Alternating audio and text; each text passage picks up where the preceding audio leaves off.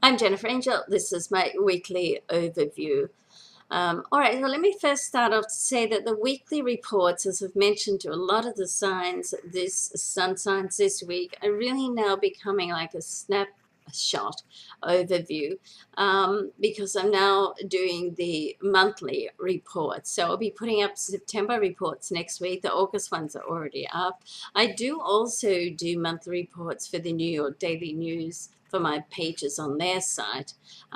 They have released them for me to put on my YouTube channel, but not for a month later. So I may start putting them up and, under a heading that says New York Daily News last month, okay, in case anybody wants to check out what's happened last month. But so I'm going to be doing a second set of the monthly horoscopes to put up on my channel. Of course, you can go along in that month and check out on the New York Daily News YouTube channel and, see my monthly report, of course. But anyway, so plenty of reports coming through. I hope you're enjoying all of them. So for this week, Mars is on the move, so it is going to transit into the sign of Leo. So Leo is very expressive energy.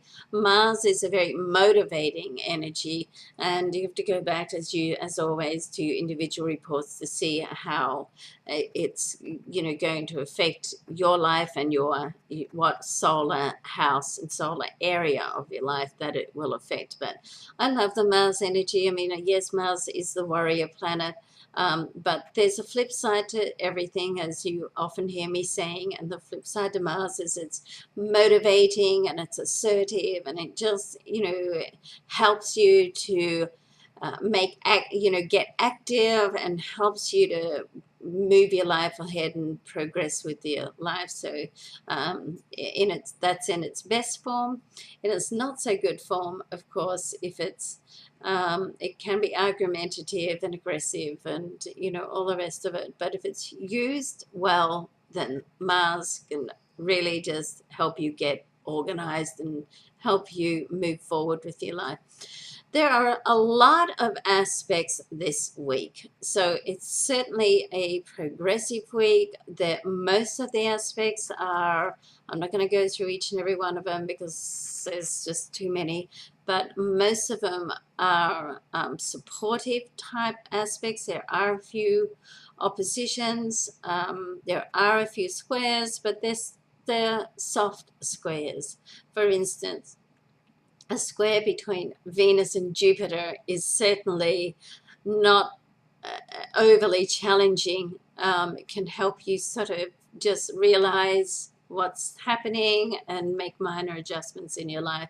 It's certainly not like a confronting square between Pluto and Uranus, for instance, of which you've heard me talk about, which we're in the middle of, the Uranus-Pluto squares for we're pretty well in the middle of 7 exact hits of Uranus-Pluto squares over a 3-year period. So we've got about another year and a half of that. So,